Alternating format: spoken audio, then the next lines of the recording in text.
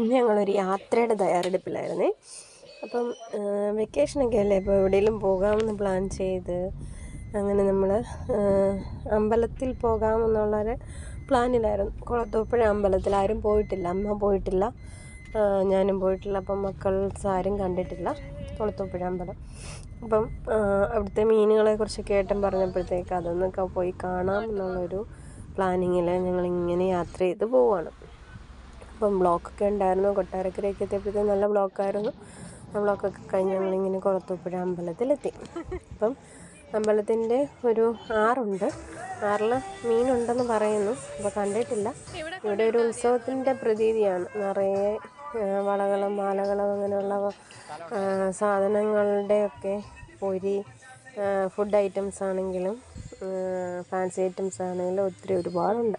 അങ്ങനെ അവിടെ കുളത്തിൽ പോയി നമ്മൾ കുളം അല്ലതൊരു പുഴയാണ്, ആറാണ്. അപ്പോൾ അവിടെ മീനെ പോയി കണ്ടു. ഒരുപാട് മീനുണ്ടായിരുന്നു. അങ്ങനെ ഞങ്ങൾ വീണ്ടും യാത്രയിലാണ്.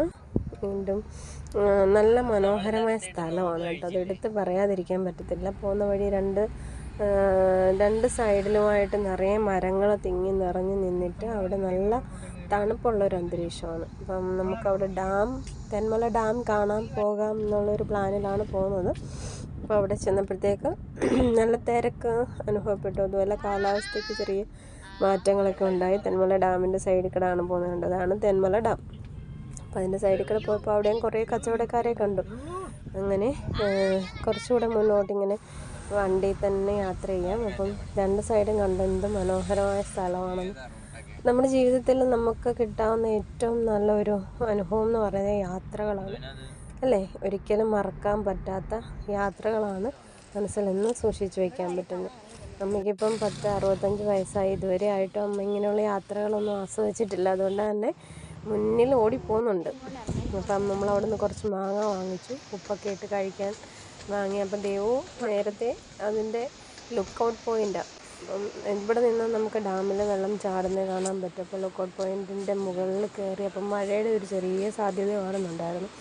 അങ്ങനെ അതിൻ്റെ മുകളിൽ കയറിയാൽ മഴ പെയ്യുവാണെങ്കിലും നനയത്തില്ലല്ലോ എന്നുള്ളൊരു കാഴ്ചപ്പാടിൽ നമ്മൾ അതിൻ്റെ മുകളിൽ കയറി. അപ്പം നല്ല ഭംഗി പറഞ്ഞറിയിക്കാൻ പറ്റത്തില്ല, അത്രയ്ക്ക് നല്ല ഭംഗിയിലാണ് വെള്ളച്ചാട്ടം, വെള്ളത്തിൻ്റെ ഫോഴ്സ് കാണാൻ പറ്റുന്നത്.